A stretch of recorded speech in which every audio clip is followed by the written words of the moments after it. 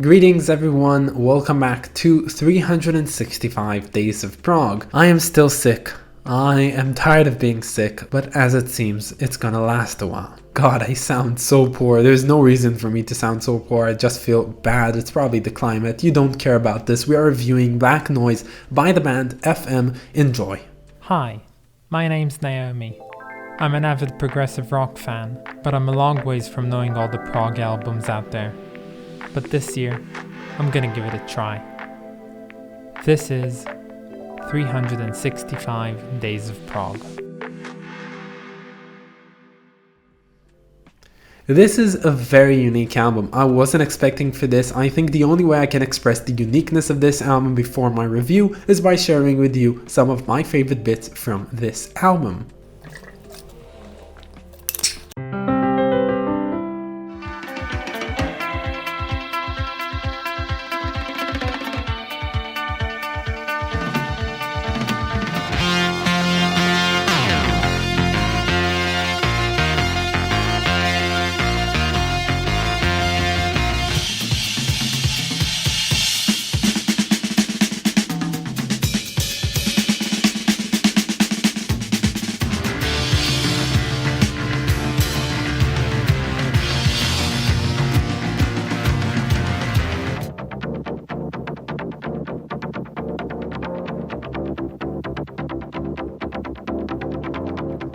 So this album is Black Noise by FM. It came out in 1977 and it's definitely pretty late to the prog scene. Now, I really like the name of the album and the band because, of course, you have Black Noise, which is like white noise, and then you have FM, which both are radio terms, and I don't know, I just like when bands do that. Now, I must admit, before I say anything else, I thought to myself that we were actually going to listen to an IQ album today and not an FM. I don't know, seeing two letters just made IQ pop into my head when it was definitely not that. Now, the reason I'm saying this is because I was pretty anxious to listen to IQ because I know that a lot of the other albums which are similar to it I did not quite enjoy, and thus I wasn't going to enjoy this album as well. But when starting to listen to this one, I realized, oh my god, this is not IQ at all. This is FM and this sounds freaking fantastic. So FM, as I said, have reached the prog scene quite late. They are of course a Canadian trio, much like their heavier counterparts of Rush. Now, it is no understatement to say that FM are not close to being as known as Rush are, and honestly, although their sounds are quite different, I would say that both of them created some really interesting prog music,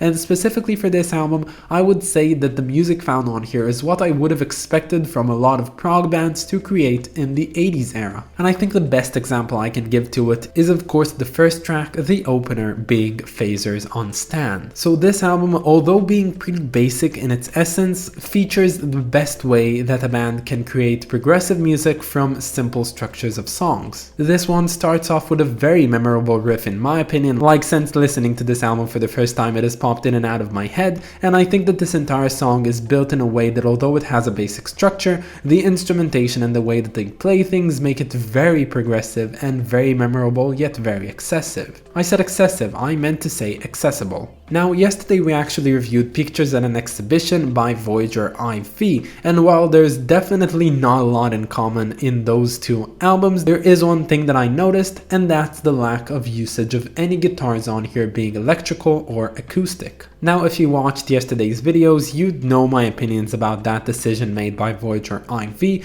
but personally I believe that this decision on this album made this album a whole lot more versatile and unique in the way that things sound on it. This decision has definitely helped putting instruments like the keyboards, the violin, and various others in the spotlight in this album and creating a more memorable and very original sound. Now, unfortunately, I don't have any more FM albums on the list, but as I've read, this is their most progressive album, and as time went by, they became less and less progressive, and I guess that's expected, and it's honestly a shame because this album was definitely a treat of late 70s music and what I would expect to be very progressive 80s music. So when it comes to some of my personal recommendations to listen on this album, if you're not gonna listen to the entire thing, which you totally should, I'm gonna recommend some songs being Slaughter and Reboot Village. Yes, it's Reboot, it's not Robot, at least if it's not a typo in every single release of this album. Other two great songs have to be Journey and Hours, both sounding amazing, but I think that my favorite song on here has to go to the opener, being Phasers on Stan. But honestly, a close second has to be Hours. As I said, it has beautiful electric violin on it, and it also has a mesmerizing drum solo, which I will never forget. So while this album is pretty good, it's not perfect in any way. There are some weaker songs on here, and when I say weaker, I just mean that they're great, just not perfect, as most of this album is.